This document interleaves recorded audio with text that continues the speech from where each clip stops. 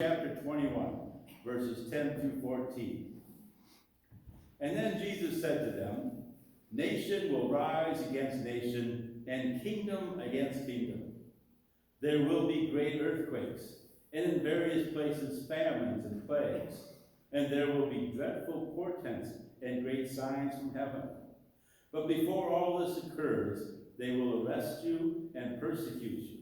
They will hand you over to synagogues and prisons, and you will be brought before kings and governors because of my name.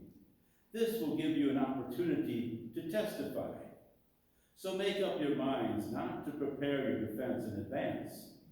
For I will give you words and a wisdom that none of your opponents will be able to withstand or contradict. You will be betrayed, even by parents and brothers, by relatives and friends, and they will put some of you to death. You will be hated by all because of my name, but not a hair of your head will perish. By your endurance, you will gain your souls." And this is the word of God for the people of God. Thanks be to God.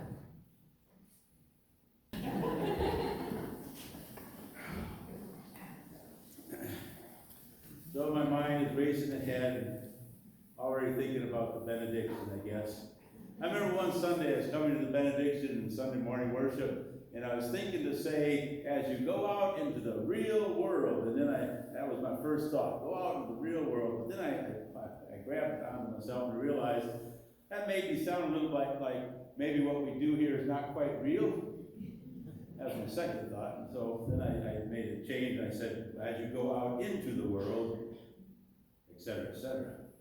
But now on third thought, I wonder if my first thought was the right thought. The real world out there. Makes me think of a phrase we sometimes use, get real, right? We say that to somebody if they're like daydreaming, if they're thinking about how things could be a little bit better, or they're dreaming about what they could have done, what they maybe didn't do when they should have. So we might say to that person, get real. A reminder that our world, our real world, is an imperfect world. And what we have here in this sanctuary is beyond real. Here we get to envision that perfect world, that kingdom of God. We get to put one foot into the ideal kingdom of God, into a place better than real. And so when a student asks me, "Pastor, is heaven for real?" I can say, not only is it for real, it's beyond real. Beyond real. You know, one of the lessons of history is that the times we live in now will someday be history. I'm looking forward to the day when this time is history. Are you? Nothing on earth, we're reminded today, endures forever. And so when I point to the real world outside the church, I'm thinking about the temporary world. I'm thinking about the world that one day will cease to exist, and it will be replaced by God's perfect world. Jesus in today's gospel is telling his disciples, get real, guys.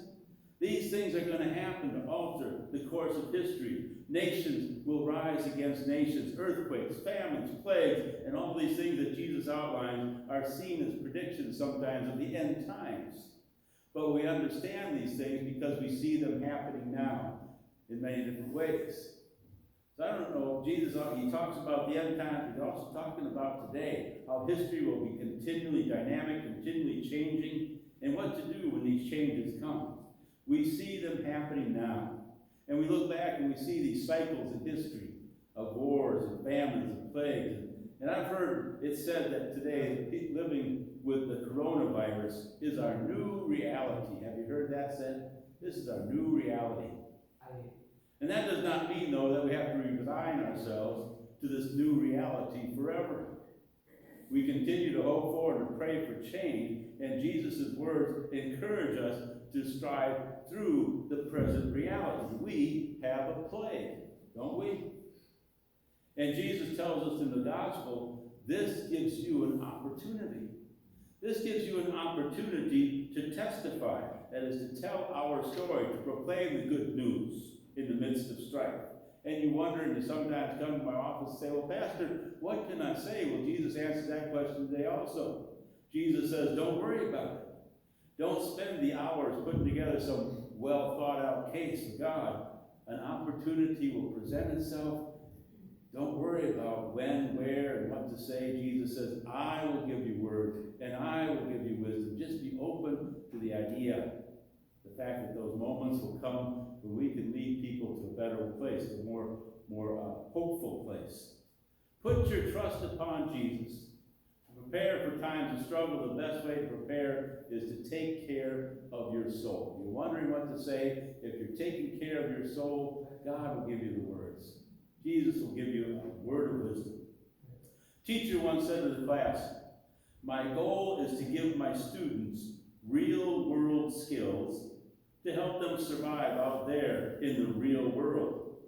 How to balance a checkbook, how to dress for a job interview, how to shop for your first automobile, how to work a computer. And here in church, we teach real world skills. We teach how to pray, how to read the Bible, how to serve one another, how to reach out to God in times of plenty and in times of need. Jesus' sermon today was first spoken to the disciples as they're standing outside of the great temple in Jerusalem. They're admiring this great feat of human engineering and craftsmanship. And this is what causes Jesus to say, get real.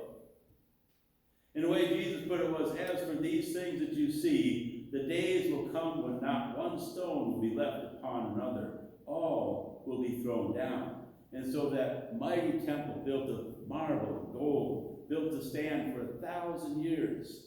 Some stones so large that they would fill this room. It's an amazing feat of engineering. People would travel from the far corners of the world to see this temple. This great temple dedicated to God. And all Jesus can say is, it will all be thrown down.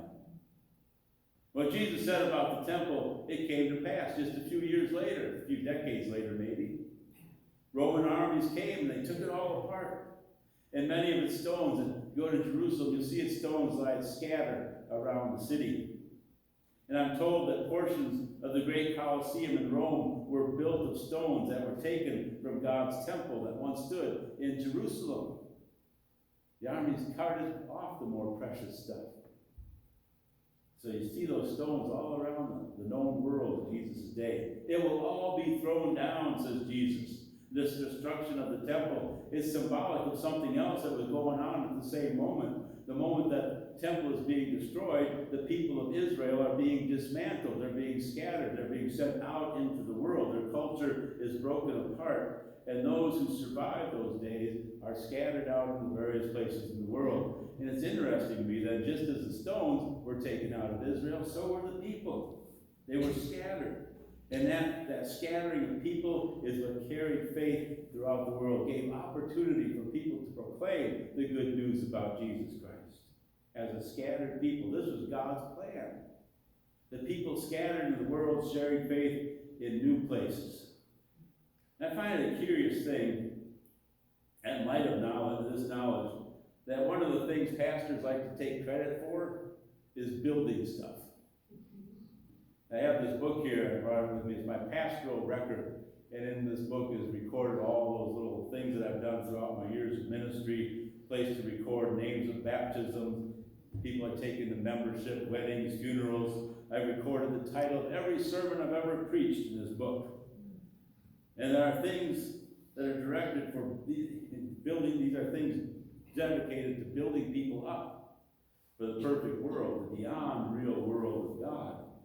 But then in the very back of this book, there's a page, one single page, about 30 lines, where I'm to record my record of churches built. Churches built. Putting up a new building is seen as a kind of status symbol for pastors. And of course, pastors don't build buildings. God and congregations do that. But in our world where pastors are told to look for a reward in heaven, we like to lay claim to whatever we can. And so in my various appointments, I got to look back. I turn to the last, I got all this book of triumphs, and I get to the last page, I go, I never built a church. Then one day I thought about it. I look back. I've never built one whole building, but on the other hand, I've seen congregations through plenteous additions and upgrades. My first church, I added a nursery, a whole other room onto the building. I encouraged one church to shift its pews to face a new direction back up, because it was kind of facing that way and should be facing this way. Long story, don't worry about it. I added a carport. I've seen plenty of, I've sent plenty of business to the appliance industry. Been responsible for countless yards of new carpet, many gallons of paint. I've overseen siding on 2 parsonages, new windows almost everywhere I go. Once I got concrete step fixed because the skateboarders had kind of busted it up. Roofs are one of my specialties. I put 3 roofs on various churches. One roof I put up was guaranteed to last for 100 years. The building underneath, about 20. Not one of my brighter moments, perhaps, but it's in my book. But now I can add a list of things not really my accomplishment. Phase 1 of Palmyra's heating, ventilation, and air conditioning. I know you all did it, but I can put it in my book. So maybe the time I get to heaven, I can say to Jesus, same thing Johnny Cash once sang about building cars. One piece at a time. Jesus will ask, what did you do on earth, Norm? I'll say, well, I built the church, one piece at a time. And Jesus will say, it will all be cast down. All those pieces someday will be history. And then he will say, now tell me, what did you really do in all those years I gave you on earth? It will all pass away. What did you really do? That's what Jesus is telling the disciples as he looks up at the great temple, the present reality, and it's a tall building, so he lifts his eyes and he's looking at the temple. And then he looks beyond the temple. His eyes go up and you just see it. He points to the future time, and he says in Luke 21, verses 27 through 28, and then they will see the glory of the Son of Man coming in a cloud with power.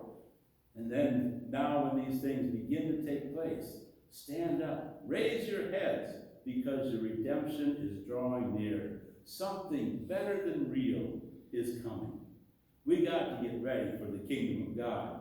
And there's a question, I ask myself anytime the church is making plans, I ask, how does this move anyone closer to the kingdom of God? Whatever I do in ministry, somehow there has to be an answer to that question. If it just moves one person 1 inch closer, then it's worth doing. How does this move one person closer to the kingdom of God? Jesus says in Luke 21, they will arrest you. They will persecute you. They will hand you over to synagogues and prisons, and you will be brought before kings and governors because of my name. Another of my teachers writes with just a hint of sarcasm, we are a modern people. We don't need redeeming because we have so much power in our own hands. I don't feel very powerful these days, do you? Limits of human life do not apply to us. We have within our own hands the ability to save ourselves. And then he chuckles. That's a fantasy, he says. I can save myself. It doesn't work. Never has and never will. Now I'm going to share another thing here just by Neil Postman. Postman, who wrote an article called Technopoly, The Surrender of Culture to Technology. And he writes this. On December 5th, 1989, a reporter named Daniel Goleman gave considerable space to some recent research findings that doubtless unsettled readers who hadn't been keeping informed about the work of our scientists of the mind, that is, psychologists. Goldman reported that psychological researchers have discovered that, quote, people fear death. I wonder how much government money went into that one. People fear death. And so this insight led them to formulate a sweeping theory, to quote Goldman, that gives the fear of death a central and often unsuspected role in psychological life. He continues to write, to whom death's role is unsuspected, we are not told. But the theory is sufficiently rich to all the hypothesis that all cultures prescribe what people should do, to lead a good and meaningful life and offer some hope of immortality, as in the Christian afterlife. So what we do here, it has a benefit to the psychological well-being of people who fear death.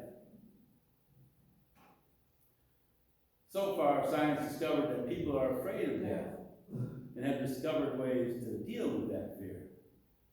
This is something else that science has discovered.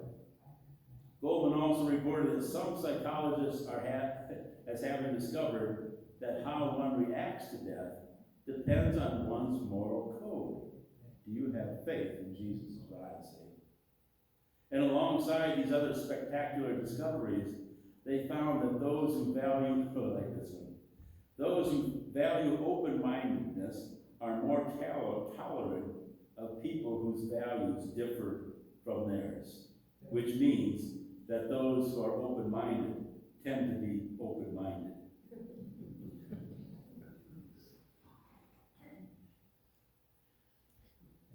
We fear death. Jesus knew that, and he confronts us with writings like the one we have before us today. He challenges us with this. That's why he did something extra. See, Jesus went beyond hope to convince us of something that goes beyond reality. And he reminds us, don't be afraid. Not a hair of your head will perish. By your endurance, you will gain your souls. So we are here in this reality, a place beyond real in my mind. We turn for a time of prayer this Sunday morning.